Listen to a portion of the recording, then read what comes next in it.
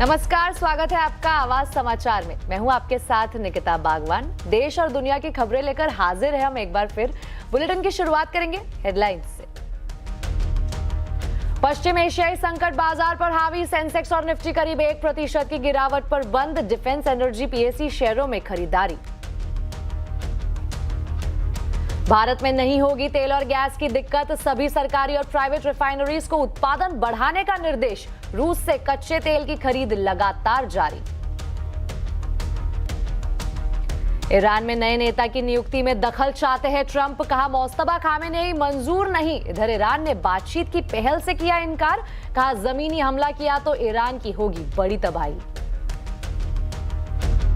खाद्य तेलों की कीमतों पर पश्चिम एशिया में युद्ध का असर, हफ्ते भर में कीमतें 3 से 5 रुपए प्रति किलो तक उछली। लड़ाई लंबी चली तो 10 से 15 रुपए किलो तक बढ़ सकते हैं दाम। रक्षा मंत्री राजनाथ सिंह का बड़ा बयान, बदलते जियोपॉलिटिक्स के दौर में समुद्र बना शक्ति संतुलन का जरिया। भारत निभाएगा साफ विजन के साथ लीडरशिप देने की जिम्मेदारी। कर्नाटक में 16 साल तक के बच्चों का सोशल मीडिया बैन, राज्य सरकार ने पेश किया 4.5 लाख करोड़ का बजट। लिकर पॉलिसी भी बदली, शराब में अल्कोहल की मात्रा के हिसाब से लगेगा टैक्स। ज्यादातर राज्यों में समय से पहले गर्मी की दस्तक, मार्च के पहले हफ्ते में दिल्ली में टूटा 15 साल का रिकॉर्ड। पारा 33 डिग्री के पार, आने वाले दिनों में और बढ़ेगी गर्मी। सबसे पहले बात करेंगे आज के बाजार की। पश्चिम एशिया संकट आज के बाजार पर हावी रहा। हफ्ते के आखिरी दिन बाजार गिरावट के साथ बंद हुआ है। सेंसेक्स निफ्टी 1% से ज्यादा की गिरावट रही है। मिड कैप, स्मॉल कैप की अगर बात करें तो उन शेयरों में दबाव रहा है, पर वही डिफेंस से लेकर लिकर शेयरों में तेजी रही है। मार्केट की डिटेल्स लेते हैं आशीष चतुर्वेदी से। आशीष, बताइए। देखिए, हफ्ते के आखिरी कारोबारी दिन मार्केट में गिरावट के साथ क्लोजिंग देखने को मिली। आप निफ्टी बैंक की बात करें तो बड़ी गिरावट है। निफ्टी में भी देखें तो 300 अंकों से ज्यादा का कर। वहीं स्मॉल कैप और मिड कैप भी लाल निशान में गिरावट के साथ यहां पर बंद होते हुए नजर आए। चलिए स्टॉक्स के एक्शन को समझाता हूं। और निफ्टी में बढ़ने वाले जो शेयर हैं ऑयल एंड गैस स्पेस से और डिफेंस स्पेस में बीएल, इस स्टॉक में आपको खास एक्शन नजर आया। वहीं बात करें गिरने वाले शेयरों की तो बैंकिंग स्टॉक्स में आप देखिए एक्सिस बैंक है, आईसीआईसीआई बैंक, यहाँ पर कट काफी गहरा था। इटर्नल और श्रीराम फाइनेंस ये भी गिरावट के साथ बंद हुए। वहीं बात करते हैं हम डिफेंस स्टॉक्स ही, यहाँ पर सबसे बड़े मूव आपको नजर आए। अब आप चाहे मझगांव डॉक को देखें, एमटाटेक, बीडीएल या फिर डीसीएक्स सिस्टम बड़ी तेजी के साथ बंद हुए। और साथ में एक और तबका मार्केट का बड़ा खास रहा, वो है लिकर स्पेस के स्टॉक्स, क्योंकि कर्नाटक बजट की जो हाईलाइट्स निकल कर आई इस सेक्टर के लिए काफी बढ़िया। अब आप तिलक नगर को देखें, रेडिको खैतान, यूबीएल और यूनाइटेड स्पिरिट्स, यानी ओवरऑल अगर आप देखें तो स्टॉक स्पेसिफिक एक्शन तो बड़ा इंटरेस्टिंग था। लेकिन इंडेक्स लेवल पर चाहे आप निफ्टी को देखें या निफ्टी बैंक, गिरावट के साथ क्लोजिंग हुई। तो बाजार में इस समय सबसे ज्यादा बात किसी एक शेयर की होती है तो वो है वोडाफोन। वोडाफोन को कोई टर्न अराउंड स्टोरी कहता है तो कोई बड़ा वेल्थ डिस्ट्रॉयर कहता है। क्या है शेयर में तेजी मंदी के तर्क, ये बताने के लिए हमारे साथ है नुपुर जैन कुनी और आशीष चतुर्वेदी। बताइए। बिल्कुल, जो एजीआर की दिक्कत होती थी यहाँ पे, वो अब उसकी रीस्ट्रक्चरिंग हो चुकी है। ये तो आपको भी पता है, बड़े बड़े अक्षरों में आपको पता होगा ये चीज़। और राहत यहाँ पे मिल चुकी है। FY26 से लेके FY31 की बात करें तो सालाना भुगतान जो होगा वो 124 करोड़ पर लिमिट किया जाएगा। कैप यहाँ पे लग चुके हैं, तो ये बड़ा ट्रिगर पॉइंट है कंपनी के लिए, जो कि पॉजिटिव है। अब इससे क्या इम्पैक्ट होता है, आसान भाषा में भी समझा देती हूँ। कैश फ्लो पर दबाव कम होगा और कंपनी के जो नेटवर्क बढ़ाने की क्षमता है उसके लिए ज़्यादा पैसे होंगे और 5G में ज़्यादा एक्सपैंड कर पाएगी। आसान भाषा में एक और चीज़ बताइए, आसान भाषा में, कि इस कंपनी का कारोबार क्या है? एजीआर की रिस्ट्रक्चरिंग, एजीआर का भुगतान करना है कि टेलीकॉम में ग्रोथ लेके आना है, सब्सक्राइबर को जोड़ना है? ये सफिशिएंट नहीं है। दूसरी टेलीकॉम कंपनी जो इनके कॉम्पिटिटर्स हैं वे अहेड है, सालों साल आगे हैं और ये लगातार सब्सक्राइबर बेस खोते जा रहे हैं। कैसे काम चलेगा? सिर्फ एजीआर भुगतान से हो जाएगा? अगर इतना ही सब्सक्राइबर बेस खत्म हो रहा था तो अब तक जीरो हो जाना चाहिए था, वो तो हुआ नहीं। चलिए कोई बात नहीं। अब आसान भाषा की बात करें तो कंपनी ने ऑलरेडी एनसीडी के जरिए फंड जुटा लिए। क्रेडिट रेटिंग जो है कंपनी की वो सुधरती हुई नजर आ रही है। निवेशकों का भरोसा बढ़ रहा है और अगर भरोसा बढ़ रहा है, क्रेडिट रेटिंग अच्छी हो रही है तो डेफिनेटली आगे भी फंड्स मिलेंगे और वो फंड उस सवाल कितने पे हम जुटाए बाद में उन्होंने? आएंगे। पहले जो ग्राफिक्स चल रहे हैं वो मैं आपको बता देती हूँ पॉइंट्स। तो फंड जुटाने में आसानी होगी और कंपनी का कैश फ्लो अच्छा ही रहेगा। 3300 करोड़ जुटाए हैं। याद करिए 2020 में 25,000 करोड़ डेट के माध्यम से जुटाने की बात की, उसके ऊपर क्या अपडेट है? कोई अपडेट नहीं है, सिवाय सरकार ने, किसी और ने इसमें इन्वेस्ट नहीं किया है। 3300 करोड़ तो कुछ भी नहीं है, इसके लिए कुछ भी नहीं है। कोई बात नहीं, लेकिन आपका मंथली बिल तो बढ़ रहा है ना, आरपूस तो बढ़ रहे हैं ना, आपकी जेब से तो ज्यादा ही जा रहे हैं ना पैसे आशीष। अगर आप ज्यादा पैसे दे रहे हो तो कंपनी के पास ज्यादा पैसे आ रहे हैं। और एवरेज रेवेन्यू देखे पर यूजर तो 186 यहाँ पे हो चुकी है। आप ज्यादा पैसे दीजिए कंपनी को, कंपनी ज्यादा अपने प्रॉफिट में लगाएगी। दिक्कत की बात क्या है नुपुर? देखिए आरपूस तो बढ़ रही है, लेकिन सब्सक्राइबर बेस तो कितनी तेजी से घट रहा है। आप देखिए, मैं आपको बताता हूँ, दिसंबर में 9,40,000 सब्सक्राइबर बेस घटा था। उससे बाद दिसंबर नवंबर दोनों में 10 लाख, 9 लाख, 8 लाख में महीनों का आंकड़ा देख रहा था। हर महीने कहीं ना कहीं आप देखें तो 8 से लेके 12 लाख सब्सक्राइबर बेस घटता ही है इनका। कितनी अजीब बात है ना आशीष, जो ये बेयर का पॉइंट बोल रहा है वो जिस सर्विस को यूज करता है वो भी वोडाफोन ही है। तो आप चुनिंदा जैसे लोगों यूज से करते काम हो नहीं ना, चलेगा, इतनी आपके बड़ी जैसे कंपनी कैसे लॉयल चलेगी? कस्टमर अगर वोडाफोन के साथ जुड़े हुए हैं तो 5G सर्विस भी यूज करेंगे। एक्वा लाइन से अगर आप ट्रैवल करते हैं मेट्रो में तो वहां पे भी वोडाफोन का ही नेटवर्क आता है। और आज भी सफिशिएंट नहीं है, आज भी जो पुराने कस्टमर है वो अभी तक जुड़े हुए, उसमें एक आप भी है। तो क्या आप बेयर जस्टिफाई कर पा रहे हैं? मैं बिल्कुल जस्टिफाई कर पा रहा हूँ। कारण क्या, आपने बात की 5G की, ठीक है। अब बात श्योर है, सही है कि 5G सर्विसेज कुछ चुनिंदा सर्कल में लॉन्च हो चुकी है, लेकिन ये 17 सर्कल में लॉन्च हो अरे चुकी है। बहुत 29 कोसों दूर है सिटीज में नुपुर। ये ऑलरेडी शुरू हो चुकी है और कंपनी इसमें ज्यादा बेनिफिट दे रही है दूसरे कॉम्पिटिटर आपको के पता है use में। भारतीय एयरटेल की जो कवरेज है 5G में 90% सर्कल्स में, लेकिन फिर भी कितने मेट्रो में पीछे नेटवर्क हैं? नहीं आता है अभी तो भारतीय एयरटेल AGR का। के भुगतान के बाद इन्हें नए इन्वेस्टमेंट्स भी करने हैं, केपेक्स भी करना है। कहां तक करेंगे? जब तक ये पूरा होगा तब तक तो पता नहीं कौन सा जी आ जाएगा। ये स्टॉक तो बहुत लैग कर रहा है, मजा नहीं है इसमें। लेकिन आप फिर भी टिके हुए इस कंपनी के फैसिलिटी के साथ। चलिए बढ़ते हैं अगली खबर की ओर। होम मेकर से लेकर वेल्थ क्रिएटर तक, रसोई से लेकर रॉकेट तक, हर जगह महिलाएं सफलता की नई कहानी गढ़ रही है। आज वो देश की इकोनॉमी का रास्ता तय कर रही है। लीडरशिप का नया चेहरा है वो। इक्विटी मार्केट में भी इनका दबदबा है। नुपुर हमारे साथ है, नुपुर बता रही है कुछ दिलचस्प आंकड़े। अब इक्विटी ही नहीं, म्यूचुअल फंड और स्टार्टअप इकोसिस्टम में भी महिलाओं की भागीदारी लगातार बढ़ती हुई नजर आ रही है। पहले जहां महिलाएं निवेशक खाली बैंक, एफडी और गोल्ड तक सीमित थी, वो अब मार्केट में लगातार उतरती हुई आपको दिखेगी। आज देश में हर 4 डीमेट अकाउंट में से एक अकाउंट ऐसा मिलेगा आपको जो महिला के नाम पर होगा। महिला निवेशकों की भागीदारी देखें तो पिछले 5 साल में करीबन 2.5 गुना बढ़ती हुई दिखी है और हिस्सेदारी सीधा 25% ऊपर जाती हुई नजर आ रही है। निवेश के मामलों में महिलाओं की बात करें तो काफी डिसिप्लिन्ड मानी जाती है और साथ ही साथ ये भी माना जाता है कि ये कम ट्रेडिंग करती है और लॉन्ग टर्म पर ज्यादा फोकस करती है। कुछ डेटा आपके सामने रखते हैं। एनएससी का कुछ कुल निवेशकों का डेटा देखें तो 12.5 करोड़ के आसपास है, उसमें से महिला निवेशक करीबन 3 करोड़ के आसपास है। अब कुल निवेशकों के आधार पर महिलाओं की हिस्सेदारी लगातार आपको ग्राफ में नजर आ रही है बढ़ती हुई।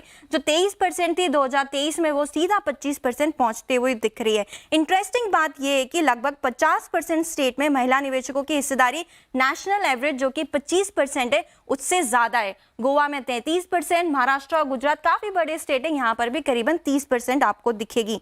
म्यूचुअल फंड इंडस्ट्री, यहाँ पर भी महिलाएं अब एक निवेशक के तौर पे नहीं बल्कि लीड करती हुई आपको दिखेगी। करीबन 45 से 50 महिलाएं जो है वो एक्टिव म्यूचुअल फंड में लीड करती हुई नजर आ रही है। 1 लाख करोड़ से ज्यादा का कुछ महिलाएं जो AUM है वो भी यहाँ पर एक्टिवली संभालती है।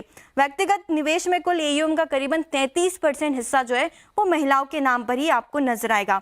स्टार्टअप की बात कर लेते हैं। यहाँ पर स्टार्टअप इकोसिस्टम में भी मौजूदगी बढ़ती हुई दिख रही है। महिलाओं को फाउंडर स्टार्टअप की संख्या लगातार बढ़ती हुई नजर आ रही है और इनफैक्ट हर 100 रुपए की जो फंडिंग स्टार्टअप को मिलती है उसमें से 4 रुपए की फंडिंग महिला के स्टार्टअप को दी जाती है। तो ये काफी इंटरेस्टिंग डेटा जो है वो सामने आया है। इनफैक्ट पिछले साल महिलाओं के द्वारा जो को फाउंडेड स्टार्टअप्स है उसमें $1.1 बिलियन की पूंजी उन्होंने जुटाई थी। अब वुमेन स्टार्टअप करीबन 7,000 प्लस पहुंच चुके हैं और स्टार्टअप का कुल देखें तो 7.5% अब ये आंकड़ा जाते हुए नजर आ रहा है। तो साफ बात है, नारी का कमाल अब सिर्फ घर की जिम्मेदारियों तक सीमित नहीं है बल्कि निवेश और कारोबार की दुनिया में भी वुमेन्स अब लीड करती हुई नजर आ रही है। यूएस ईरान युद्ध और हॉर्मूज की खाड़ी में तनाव के बीच अमेरिका ने क्रूड ऑयल के मोर्चे पर भारत को बड़ी राहत दी है। अमेरिका ने भारतीय कंपनियों को रूस से कच्चा तेल खरीदने की छूट दी है। ये छूट फिलहाल तत्कालिक तौर पर 30 दिनों के लिए दी गई है। अमेरिका के ट्रेजरी सेक्रेटरी स्कॉट बेसेंट ने एक्स पर पोस्ट करके ये जानकारी दी। स्कॉट बेसेंट ने लिखा कि भारतीय रिफाइनरीज को रूस से तेल खरीदने की छूट दी जा रही है। ये छूट 30 दिनों के लिए तात्कालिक तौर पर दी जा रही है। वहीं कांग्रेस ने अमेरिकी ट्रेजरी सेक्रेटरी बेसेंट के बयान को भारत की संप्रभुता पर हमला बताया है। कांग्रेस प्रवक्ता पवन खेड़ा ने कहा है कि जब भारत अमेरिका के बीच कोई ट्रेड डील साइन नहीं हुई तो 30 दिन की छूट देने का क्या मतलब। भारत रशिया तो तैयार है तेल देने को, रशिया के स्टेटमेंट आ चुके हैं कि हम भारत को भी तेल देने को तैयार हैं, लेकिन कल हमने ये मुद्दा उठाया, ये सवाल उठाया कि क्या आप इंतजार कर रहे हैं अमेरिका की अनुमति की। हरदीप पुरी जी को हमने कल यहां से आह्वान किया कि आप बता दीजिए, जब रशिया तैयार है तेल देने को, हम तेल लगातार रशिया से लेते आए हैं, हमें वो सूट भी करता है, कीमतें भी हमें सूट करती हैं, हमारा रिश्ता भी है, तो अब आप किस चीज की इंतजार कर रहे हैं। उसका जवाब आज आया। सभी सरकारी और प्राइवेट रिफाइनरीज को सरकार ने एलपीजी का उत्पादन बढ़ाने का निर्देश दिया है। रूस से कच्चे तेल की खरीद लगातार जारी है। पूरी खबर बता रहे हैं आलोक प्रियदर्शी। बिल्कुल, देखिए सरकार ने साफ किया है कि सभी जो सरकारी और प्राइवेट एलपीजी रिफाइनर्स हैं उनको प्रोडक्शन बढ़ाने का निर्देश दिया गया है। और साथ ही साथ जो खबरें आ रही थी कि एमआरपीएल की रिफाइनरी कच्चे तेल की कमी की वजह से बंद हो गई है, पूरी तरह से अफवाह है। सरकारी सूत्रों ने ये बिल्कुल इस अफवाह का खंडन किया है। दूसरी तरफ से ये लगातार बताया जा रहा है कि देश में जो एनर्जी के सोर्सेज हैं वो पर्याप्त हैं, एनर्जी का स्टॉक पूरी तरह से पर्याप्त है, और जितना स्ट्रेट ऑफ हॉर्मुज में फंसा हुआ है क्रूड और गैस, उससे ज़्यादा सोर्सेज हमारे पास इस वक्त मौजूद हैं। इसके अलावा जो रशियन ऑयल को लेकर बार बार जो क्लैरिफाई किया जा रहा है, उसमें ये साफ तौर पे कहा जाता है कि 2022 में हम पूरे कच्चे तेल का आयात का महज 0.02% हम रूस से आयात करते थे, लेकिन आज की डेट में 1.04 मिलियन बैरल प्रतिदिन हम इंपोर्ट कर रहे हैं, जो कि कुल हमारे कच्चे तेल का आयात का लगभग 20% है। यानी रशिया से जो लगातार हम तेल खरीद रहे हैं वो लगातार जारी है, और उसमें पिछले दिनों हालांकि कमी आई थी, लेकिन रशिया से तेल की खरीद लगातार जारी रहेगी। तो ये तमाम चीज़ें सरकार की तरफ से जो हमारे सूत्र बता रहे हैं कि ये सफाई दी जा रही है, और कहा जा रहा है कि देश में जो एनर्जी की स्थिति है, गैस और क्रूड का जो स्टॉक है पूरी तरह से पर्याप्त है, और उसके लिए चिंता की कोई बात फिलहाल नहीं है। अब आपको बता दें, डोनाल्ड ट्रंप ने कहा है कि ईरान के नए नेता के चुनाव में वो अपनी सीधी दखल चाहते हैं। एक वेबसाइट को दिए गए एक इंटरव्यू में ट्रंप ने मारे गए ईरान के सर्वोच्च नेता अली खामेनेई के बेटे मोस्तबा खामेनेई को नया नेता बनाए जाने की खबरों पर प्रतिक्रिया दी। उन्होंने कहा कि ईरान अपने समय खराब कर रहा है। खामेनेई का बेटा हल्का आदमी है। नए नेता की नियुक्ति में मुझे भी शामिल होना चाहिए, जैसे कि वेनेजुएला में हुआ था। उन्होंने साफ कहा कि खामेनेई का बेटा मुझे मंजूर नहीं। हम कोई ऐसे व्यक्ति चाहते हैं जो ईरान में शांति और भाईचारा ला सके। ट्रंप से जब पूछा गया कि वो खामेनेई की जगह किसे लाना चाहते हैं, तो ट्रंप ने कहा कि हमारे दिमाग में जो लोग थे उनमें से ज्यादातर मर चुके हैं। इधर ईरान के विदेश मंत्री अब्बास अरागची ने कहा है कि उन्हें अमेरिका और इजराइल के जमीनी हमलों का डर नहीं, बल्कि वो इसके लिए तैयार है और इनका इंतजार कर रहे हैं। अरागची ने कहा है कि ईरान ग्राउंड अटैक का मुकाबला करने में सक्षम है और उन्हें पूरा विश्वास है कि अगर ऐसा हुआ तो अमेरिका और इजराइल के लिए ये बड़ी बर्बादी साबित हो सकती है। वहीं सीज फायर के बारे में सवाल पूछे जाने पर ईरान के विदेश मंत्री ने कहा कि हमने सीज फायर की बात नहीं की है। इससे पहले 12 दिन के युद्ध में भी सीज फायर का प्रस्ताव इजराइल ने दिया था।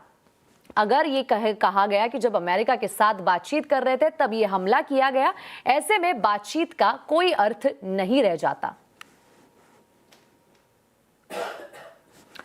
वेस्ट एशिया में जारी तनातनी के बीच भारत के रक्षा मंत्री राजनाथ सिंह का बयान सामने आया है। उन्होंने कहा है कि हालात अभी असामान्य है।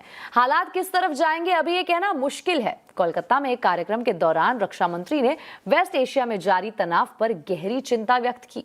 उन्होंने कहा कि स्ट्रेट ऑफ हॉर्मूज में किसी भी प्रकार की रुकावट वैश्विक अर्थव्यवस्था और तेल गैस की सप्लाई चेन की ध्वस्त कर सकती है। इसी के साथ उन्हें भारतीय नौसेना की भी तारीफ की। उन्होंने कहा कि ऑपरेशन सिंदूर इस बात का प्रमाण है कि भारत हर स्थिति के लिए तैयार है। यदि हम स्ट्रेट ऑफ हार्मोज या पूरे पर्शियन गल्फ क्षेत्र को देखें तो यह विश्व की एनर्जी सिक्योरिटी का एक अत्यंत महत्वपूर्ण क्षेत्र है। जब इस क्षेत्र में डिस्टरबेंस या डिसरप्शन होता है तो उसका सीधा असर ऑयल और गैस की सप्लाई पर पड़ता है। इन अनसर्टेनिटीज का सीधा प्रभाव इकोनॉमी और ग्लोबल ट्रेड पर पड़ता है। यदि हम सब मिलकर मैरीटाइम विजन को आगे बढ़ाएं तो आने वाले वर्षों में भारत न केवल अपने इंटरेस्ट को सेफगार्ड करेगा बल्कि ग्लोबल मैरीटाइम स्टेबिलिटी में भी एक मेजर कंट्रीब्यूशन यह भारत देगा, ऐसा मेरा विश्वास है। तो ईरान, अमेरिका और इजराइल के बीच बढ़ते तनाव का असर अब भारत के उद्योगों पर भी दिख रहा है। कतर समेत कई गल्फ देशों से गैस सप्लाई प्रभावित होने के कारण सिरेमिक फैक्ट्रियां बंद होने लगी है। क्या अब सिरेमिक प्रोडक्ट के दाम बढ़ सकते हैं? वो जानने के लिए देखिए संवाददाता केतन जोशी की ये रिपोर्ट। गुजरात का मोरबी शहर देश का सबसे बड़ा सिरेमिक हब है। यहाँ 700 सिरेमिक यूनिट हैं जो करीब 90% टाइल्स और सिरेमिक प्रोडक्ट यहीं से बनाते हैं। लेकिन पश्चिम एशिया में बढ़ते भू राजनीतिक तनाव के कारण गैस सप्लाई प्रभावित होने से अब उद्योग पर संकट आ गया है। मोरबी सिरेमिक एसोसिएशन के मुताबिक करीब 100 फैक्ट्रियां बंद हो चुकी हैं। प्रोपेन कंपनियों के पास अभी मैक्सिमम 3 से 4 दिन का गैस का स्टॉक है और गुजरात गैस के पास जो सीएनजी गैस है उसका हमारे अंदाज के मुताबिक 1 वीक का एक स्टॉक जो है, अगर ये युद्ध की जो स्थिति है वो स्टेबल नहीं हुई, अगर यही सेम सिचुएशन रही तो आने वाले 1 हफ्ता के बाद या तो 10 दिन के बाद पूरी सिरेमिक इंडस्ट्री जो है वो स्थगित करने की नौबत आएगी। इंडस्ट्री पूरी तरह गैस पर निर्भर है। यहाँ 70% यूनिट्स प्रोपेन गैस पर और 30% यूनिट गुजरात गैस पर निर्भर हैं। अब टैंकर से प्रोपेन गैस की सप्लाई लगभग बंद हो गई है तो गुजरात गैस ने भी हर यूनिट को सिर्फ 50% सप्लाई देने की बात कही है। ऐसे में उत्पादन लागत तेजी से बढ़ रही है और उद्योग को कीमतें बढ़ाने के अलावा कोई विकल्प नहीं दिख रहा। प्राइस में अभी तो हम जो मार्जिन्स पे चल रहे थे वो बहुत ही टाइट थे, तो अभी 10 to 15% तो हमें इमीडिएट बेसिस पे ऑलमोस्ट इम्प्लीमेंट करना पड़ेगा। और फिर आगे जाके अभी कोई क्लैरिटी नहीं है क्योंकि जब वापस गैस सप्लाई और रिज्यूम होगा हमें तब वो कौन से प्राइस पॉइंट पे वो हमें सप्लाई मिलता है उसके ऊपर से ही हम कॉल ले पाएंगे। तो अभी तो लॉन्ग टर्म प्रेडिक्ट करना बहुत टफ है, पर मिनिमम 10 to 15% तो हम इमीडिएटली अभी एक्सपेक्ट कर रहे हैं कि हो जाएगा। मोरबी की सिरेमिक इंडस्ट्री का सालाना टर्नओवर करीब 70,000 करोड़ रुपए है, जिसमें से करीब 20,000 करोड़ रुपए का निर्यात शामिल है। करीब 5 लाख लोग इस उद्योग पर निर्भर हैं। अब आपको बता दें, वेस्ट एशिया में हो रही लड़ाई का असर खाद्य तेल की कीमतों में भी दिखाई दे रहा है। पिछले 1 हफ्ते में कीमतों में 3 से 5 रुपए प्रति किलो का उछाल देखने को मिला है। अगर ये लड़ाई लंबी खिंचती है तो कीमतों में 10 से लेकर 15 रुपए किलो की बढ़ोतरी हो सकती है।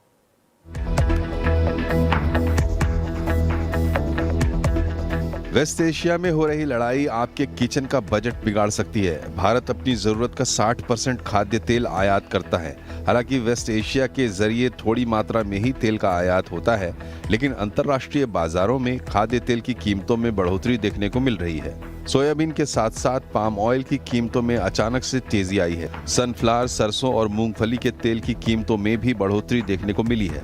लिहाजा घरेलू बाजार में कीमतों में भी उछाल देखने को मिल रहा है। इजराइल और ईरान का युद्ध हुआ है, उसके अंदर फॉरेन मार्केट के इंटरनेशनल में खाद्य तेलों की कीमतें जरूर बढ़ी हैं, मगर उसका आंशिक असर जो है हमारे इंडिया के अंदर देखने को मिला है। लगभग 2 से 3 रुपए किलो की यहाँ पर भी थोड़ी तेजी बनी है। खाद्य तेलों की बढ़ती कीमतों के पीछे रुपए में आई कमजोरी भी एक बड़ा कारण है। पिछले 6 महीने में रुपए में करीब 5% की कमजोरी देखने को मिली है। इससे खाद्य तेल का आयात महंगा हो गया है। अगर वॉर लंबा खींचता है और कच्चे तेल की कीमतों में बढ़ोतरी देखने को मिलती है तो खाने पीने का बाकी सामान भी महंगा हो सकता है। असीम मनचंदा, दिल्ली। अमेरिका ईरान युद्ध के बीच बाजार में डर का माहौल है। आवाज अड्डा में आज हम इसी पर चर्चा कर रहे हैं। बाजार डर के आगे जीत है। जरूर देखिए शाम 7:57 पर।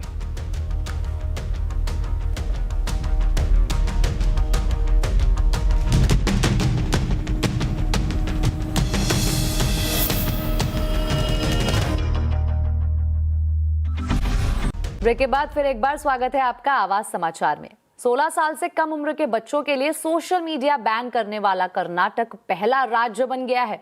कर्नाटक सरकार ने 4.5 लाख करोड़ रुपए का बजट पेश किया और बजट में 16 साल से कम उम्र के बच्चों के लिए सोशल मीडिया के इस्तेमाल पर रोक लगाने का ऐलान कर दिया है। सीएम सिद्धारमैया ने बजट भाषण के दौरान कहा कि बच्चों में मोबाइल और सोशल मीडिया का उपयोग तेजी से बढ़ रहा है, जिससे उन पर गलत असर पड़ रहा है। इंग्लैंड को हराकर भारतीय टीम T20 वर्ल्ड कप के फाइनल में पहुंच गई है। रविवार को नरेंद्र मोदी स्टेडियम में भारत का मुकाबला न्यूजीलैंड से होगा। मैच को लेकर फैंस कितने उत्साहित है, ये नरेंद्र मोदी स्टेडियम जाकर जानने की कोशिश की संवाददाता केतन जोशी ने। इसी नरेंद्र मोदी क्रिकेट स्टेडियम में रविवार को महामुकाबला है और अभी से काउंटडाउन शुरू हो गया है। यहाँ पर देखिए कितने क्रिकेट फैन है, वो अभी से कोई टिकट लेने आया है, कोई स्टेडियम के अंदर किस तरह की व्यवस्था है वो देखने के लिए आए हैं। तो आइए हम लोगों का जोश कितना हाई है वो जानते हैं। बताइए आपकी नजर में कौन बाजी मार लेगा और उसमें भी कौन सा प्लेयर? इंडिया बाजी मारेगी। इतने मैचों में अभिषेक शर्मा नहीं चला तो हम लोग से चाहते हैं इस मैच में अभिषेक शर्मा चले और बढ़िया जीते। आप क्या कहेंगे? अभिषेक शर्मा ही चलेगा इस मैच में और इंडिया जीतेगा। उसमें भी सामने वाली टीम भी बहुत जोरदार है तो वो भी परफॉर्म तो करेगी। नहीं, हमें तो इंडिया जीतेगा, बस इंडिया जीतेगा। आपको टिकट मिली? आप कब से यहाँ खड़े हैं? मुझे टिकट नहीं मिली, ऑफलाइन मना करते हैं, ऑनलाइन में वो 16 बता रहे, अभी देखते हैं ऑनलाइन में मिल जाएगा तो मैं देखते आऊंगा। आप यहाँ टिकट लेने आए हैं, क्या आपको कहना है मैच किस तरफ जाएगा, कौन बाजी मारेगा? वैसे तो भारत ही फेवरेट है, लेकिन उसमें भी कोई ऐसा एलिमेंट जो आप कहना चाहते हैं? जैसे कि जिस तरह से हम देख रहे हैं कि संजू सैमसन का जो परफॉर्मेंस चल रहा है, एक्सेलेंट परफॉर्मेंस चल रहा है। ठीक है, इस बार उसका संजू सैमसन का 100 होने ही वाला है और 100% इंडिया ही वन होने वाला है। वर्ल्ड कप इंडिया ही लेने वाला है। तो अहमदाबाद तैयारी कर लो जश्न की, क्योंकि Ahmedabad India is the win. तो जश्न मनाइए, भारत माता की। तो आप देख सकते हैं कि फैन का उत्साह कितना बढ़ चढ़कर है और डेफिनेटली जब ये मैच होगा तब ये ड्रामा एकदम हाई वोल्टेज होने वाला है। केतन जोशी, अहमदाबाद। आवाज समाचार में अभी के लिए इतना ही, लेकिन जाते जाते आपको बता दें इस रविवार को यानी 8 मार्च को है इंटरनेशनल विमेंस डे। तो आप सभी महिलाओं को वेरी हैप्पी विमेंस डे।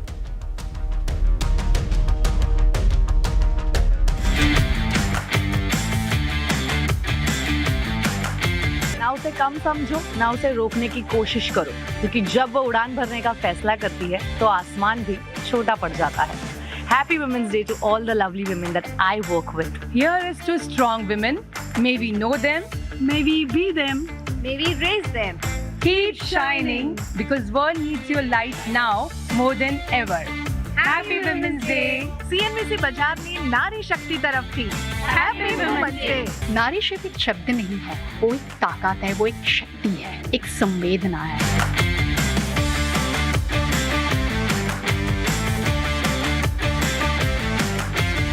बाजार की हलचल हो या न्यूज रूम की रफ्तार, हर मोर्चे पर इन नारियों ने लिखी है अपनी जीत की दास्तान। कभी कहा जाता था हर कामयाबी के पीछे एक नारी होती है, आज सच ये है हर कामयाबी की ऊंचाई पर एक नारी खड़ी है। CNBC आवाज और CNBC बाजार की पूरी सक्सेस इन्हीं नारियों के कंधों पर लिखी गई है। और वैसे तो कहा जाता है कि every day is the women's day, लेकिन आज इस इंटरनेशनल वुमेन्स डे पर हम ट्रिब्यूट दे रहे हैं इन सभी नारियों को, लड़कियों को, शायद ये भी कहना ठीक रहेगा। और happy women's day to all of you and thank you for keeping our channels like they are. Thank you so much and happy women's day.